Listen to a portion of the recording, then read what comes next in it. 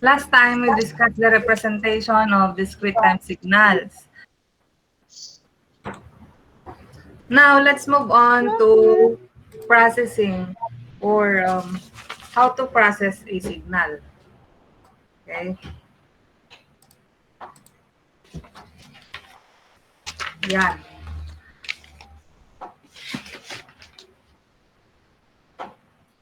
There are three ways on how to process a signal. First one is the shifting or time delaying or advancing.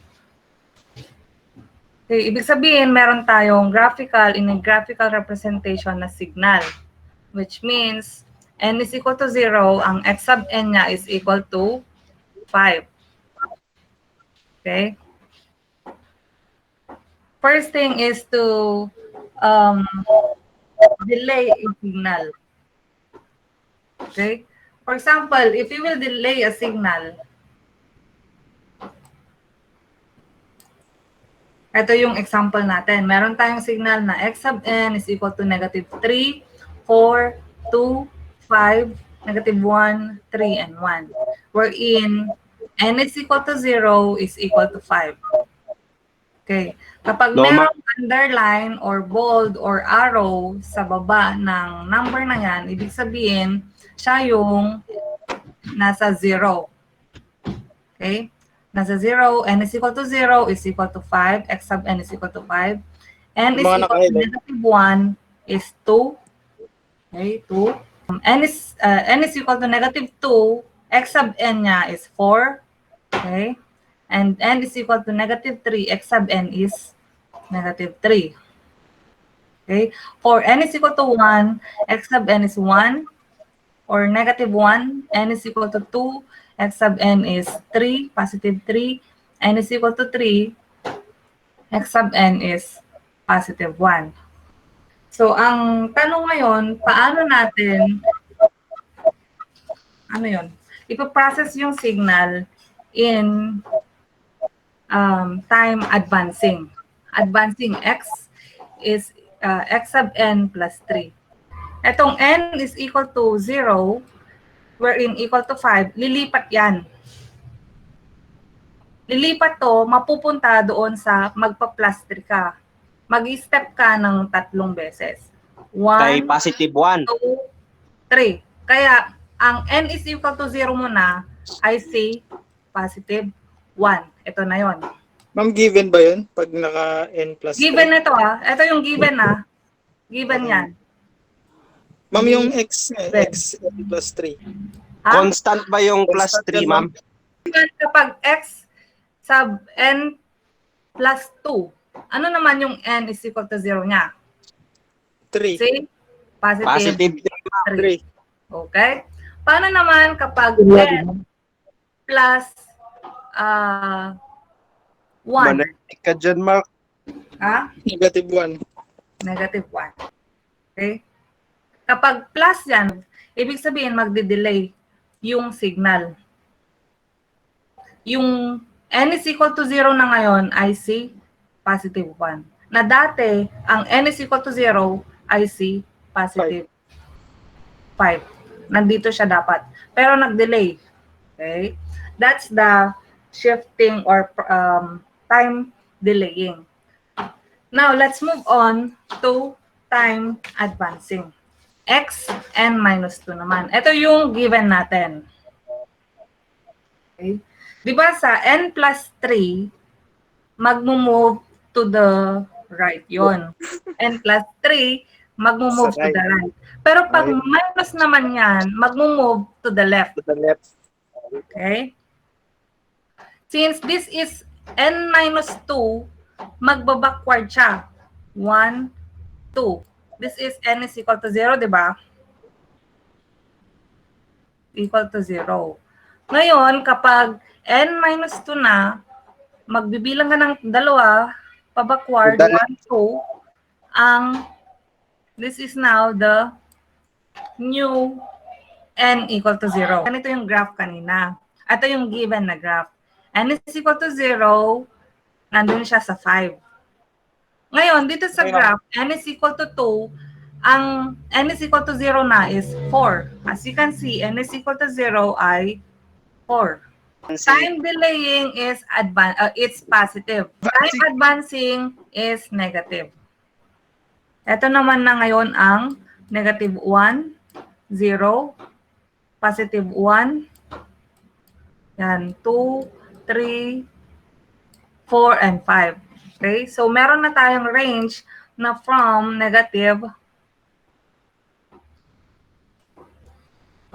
1 to positive 5. Ito yon, negative 1 to positive 5. Wherein n is equal to 0, I see 4. Okay, did you understand? Yes, ma'am. Oh, that's the shifting of a signal. Okay, let's move on to flipping a signal, or what we call the time folding. Ang flipping, ibig sabihin, babaliktarin lang. Okay? Ito yung given natin ulit. Negative 3, 4, 2, 5, negative 1, 3, and 1. Our n is equal to 0 is 5. Okay, sa flipping, babaliktarin natin yung mga nasa right, pupunta doon sa left. Kabila. Oo, sa kabila, yung mga nasa left, pupunta sa right. Ma'am, yung pagkakaayos nga eh. Pagkakayos, ganito yan. Kunwari yan, So ma'am. this is the given example. Yan. Negative 3, 4, 2, 5, negative 1, 3, and 1. Sa flipping, x of negative n, susulat mo lang yung last digit. Ilalagay mo sa first digit. Okay, ma'am. Okay? 1, 3, 1, negative 1, 5, 2, 4, negative 3. Sa flipping, kung ano yung n is equal to 0, ganun din dapat doon sa negative n. Okay? Ma'am, yung n plus 3 ba, yun yung magiging 0 na? Yung n plus 3. O, ma'am, yung kanina? Oh. Diyan. Yung una natin, ito yung given. Ang n is equal to 0 natin ay 5. Is 5 ba, ma'am? Kapag mag-shift yung signal, n plus 3, bibilang ka ng tatlo. 1, 2, 3. Ang magiging n is equal to 0 na ay si 1. 1. Okay. And minus 2, yung given natin, n is equal to 0 is 5. Magba-backward ka ng dalawang signal, 1, 2, and minus 2 yan. Yes, ma'am, okay na. In flipping, babaliktarin mo lang, copy mo yung, ito na yung magiging first digit, and then copy yung n is equal to 0, or naka-underline. Okay, so last is the scaling. We have two types of time scaling, the time compression or the time expansion. Gagamitin ulit natin yung example natin. For time compression, we have a formula wherein y of n is equal to x a multiplied by n, where a is constant number. Okay, for example, our a is equal to 2. This is our given, x of n, negative 3, 4, 2, 5, negative 1, 3, and 1. Okay? So, kapag time compression, merong mawawalang signal. Okay? In time compression, syempre, from the word itself, magko-compress, may mga signal na mawawala, samples na mawawala. Okay? Because it plays a signal twice as fast over all duration and should be decreased by A, wherein A is equal to 2. Okay? Ito yung ating example. Just copy mo na yung n is equal to 0, wherein 5, and then magkakat ka ng dalawa. 1, 2, matatanggal si negative 1 at 3, may iwan si 1. Or wait, A is equal to dalawa lang pala. Mag-start ka sa n is equal to 0, 5, 1, and then sa negative 1, matatanggal si negative 1, may iwan si 3. Nagets niyo yun? Ma'am, yung 2 ata yung matitira. Oh. Sa compression, isa lang ang mawawala kapag A is equal to 2. Or paano ba? Yung bilangan. Okay? Sa x sub n,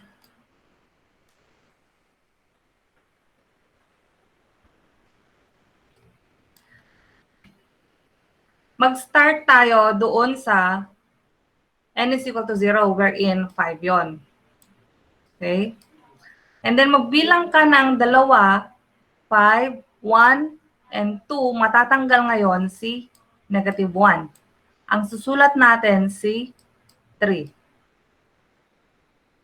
Okay? Magbibilang ka ulit, 1, 2, matatanggal naman ito. Since wala naman tong kasama, yan lang yon. Dito naman sa negative part. Gets. Left 5, and right yan, ma'am. 1, 2, Alis sulat yung natin 4. si 4. Okay? Ma'am, left and Ito right dyan naman, na mababawasan. ano? Right, ma'am. Oo, sa lahat ng side. Okay, ma'am. Oh. That's time compression. What if A is equal to 3?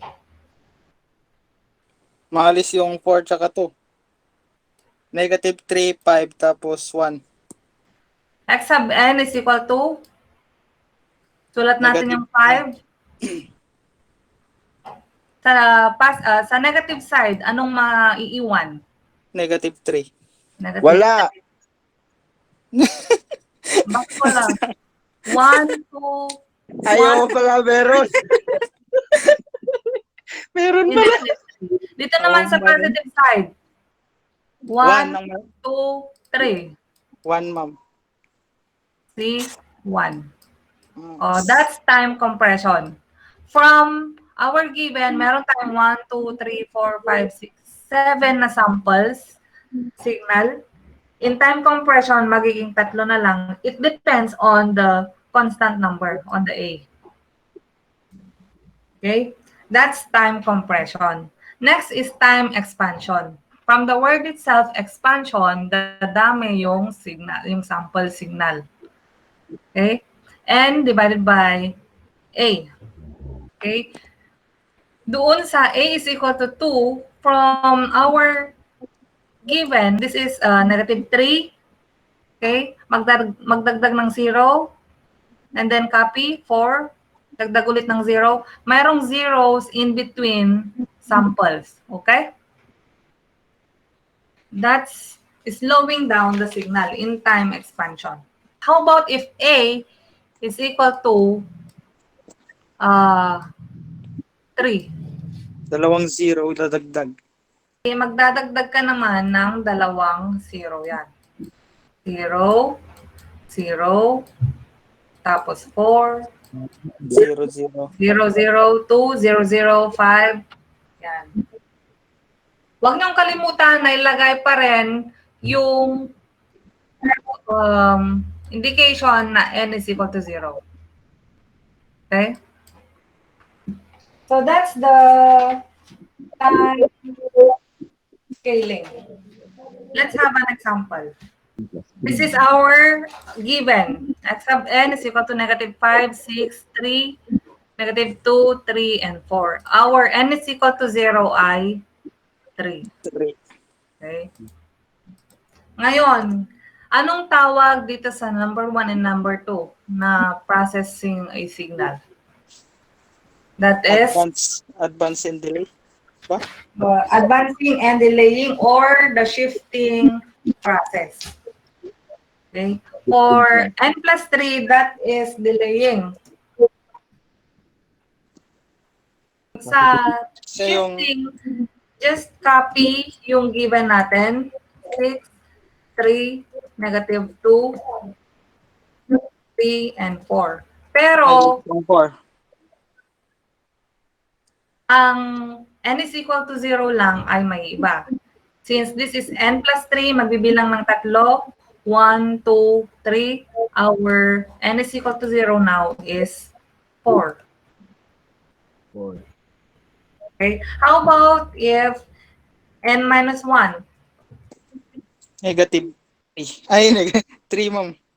Negative Ay, 5. ma'am, 6. Gayam. 6, ma'am. Positive 6, 6. gayam. 6. Hi, John Ray. Hi, John Ray. 6 3, 4. Ano yung n is equal to 0 natin? That is, since this 3. is our n is equal to 0, or magbabackward ng isang beses, 6. 6. Next, time flipping. Magiging first digit, 4, 4, 3, 3, negative negative 2, 2, 3, 3, 6, negative 5. 5. Our n is equal to 0 is, eto, 3. 3. How about if scaling 2n, our a is equal to 2. Matitira, ma'am. O ano, saan dyan yung matitira? Negative 5. Negative 5, Ma'am, 3, simple. Tapos, Mali. 2, 3. No, negative 5, tapos 3, 3. 3. 3. Naka-arrange din ba, ma'am? Okay na yun, ma'am. Yan na yun. Ang n is equal to 0 natin ay 3. 3, 3. Anong ibig mong sabihin naka-arrange, Mayo? Dapat arrange din po. Oo, arrange din dapat. Dapat Kala ko, naka-indicate pa rin kung nasaan si n is equal to 0. baliktad naman yung negative 5, ma'am. Ha? Ay, tama pala. Awang man eh. Iba Saan ka pala tumitingin? tinitignan. Dito naman. Oo, pala yan tinitignan ko. Okay, so that's compression. How about in expansion? Dagdag ng isang 0, ma'am. Negative 5, Negative 5, 0, 0, 0, 6, 0, 6. 3, 0, 3. negative 2, ay, Di ba 0 ah? 0, negative 2, 0, 3, 0, 0, 4. 4. Our n is equal to 0 3. is 3 pa rin. Yeah. Okay, so are there any more questions? Wala Kailan naman. yun? Okay, so that's all for today. Goodbye.